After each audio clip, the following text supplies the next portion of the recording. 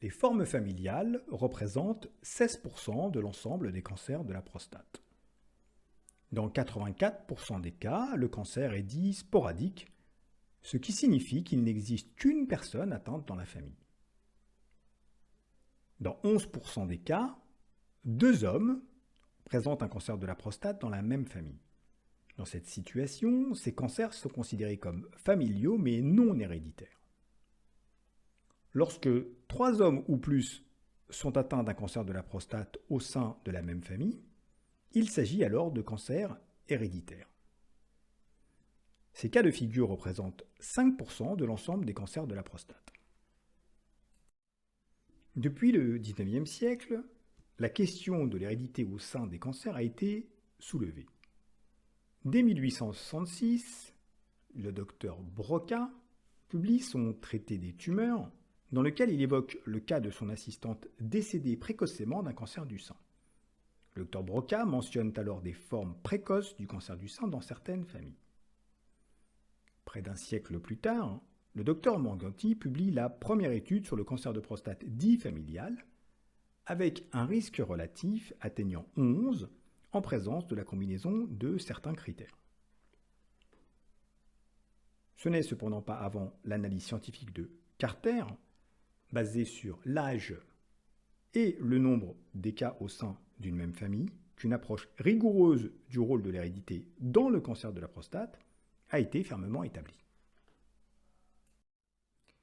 Dans le modèle de transmission de Carter, lorsque 3 membres du premier degré d'une même famille, quel que soit leur âge, ou 2 membres du premier degré de moins de 55 ans sont atteints, alors le cancer de la prostate est qualifié d'héréditaire. En Europe, le professeur Cusneau a proposé son propre modèle en ajoutant à celui de Carter les cas de cancer de la prostate héréditaire transmis par le chromosome X, ainsi qu'en élargissant les critères concernant les formes de cancer précoces avant 55 ans. L'hérédité du cancer de la prostate est basée sur les mutations d'ADN. Depuis 1996 et la description de la première mutation du gène HPC1 sur le bras long du chromosome 1, de nombreux autres gènes ou loci mutés, un loci correspondant à une localisation particulière sur un chromosome, ont été décrits. Dans ce cadre, les chromosomes 1 et 8 présentent un intérêt particulier. Sur ces illustrations, 2 protéines sont détaillées. Tout d'abord, ELAC2, qui est le produit de la traduction de l'ARN et du gène du même nom sur le chromosome 17. Puis, RNase L, qui est la traduction du gène candidat se situant au niveau du locus 8p24. Chacun de ces gènes présente des mutations différentes avec un impact fonctionnel qui, en conséquence, va favoriser l'émergence d'un cancer de la prostate. Très connu pour prédisposer au cancer du sein, le gène BRCA2 est aussi impliqué dans les familles de cancer du sein et de la prostate. Le gène BRCA2 est décrit depuis longtemps comme prédisposant au cancer du sein et de l'ovaire. Lorsque ce gène est muté, le risque de cancer du sein est augmenté de 60%. Un homme avec une mutation du gène BRCA2 présente un risque du cancer du sein multiplié par 150. Pour 3% des patients développant un cancer de la prostate avant l'âge de 50 ans, une mutation du gène BRCA2 est présente et augmente le risque de cancer précoce par 23.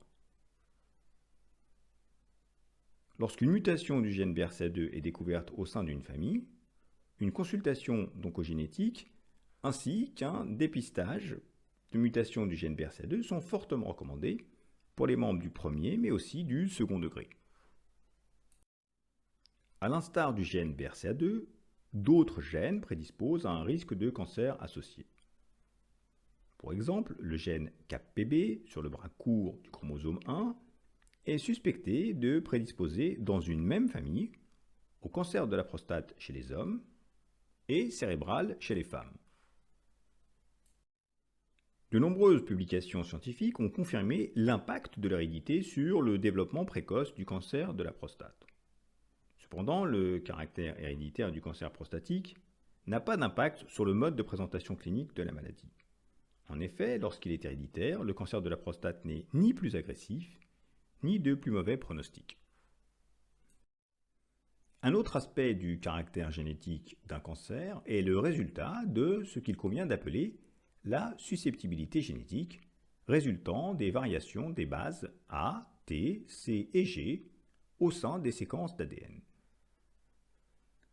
Un codage différent au sein d'une séquence d'ADN aura pour conséquence une protéine différente, avec par exemple une activité enzymatique plus ou moins rapide, ou encore une affinité d'un récepteur plus ou moins accrue.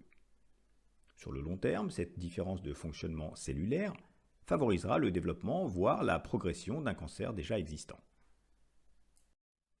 La plupart des cancers ne sont ni héréditaires ni familiaux, mais dus à la combinaison de deux facteurs, la susceptibilité génétique comme nous venons de le voir, et un environnement défavorable. Ces deux facteurs expliquent largement les variations d'incidence du cancer de la prostate entre les différentes populations dans le monde.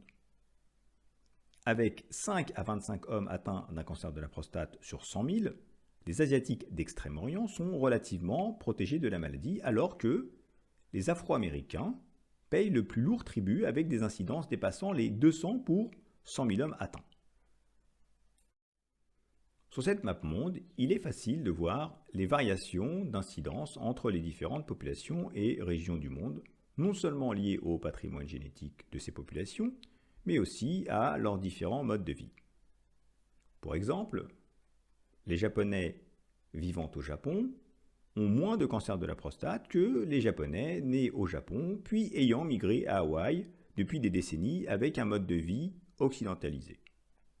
En conclusion, parmi de nombreux facteurs de risque, il est clair que le patrimoine génétique de chacun joue un rôle dans le développement éventuel d'un cancer de la prostate. Indubitablement, le cancer est une maladie liée à des désordres cellulaires et doit être combattu en tant que tel. Il paraît nécessaire d'approfondir nos connaissances en biologie moléculaire et en génétique afin de permettre l'éradication complète du cancer.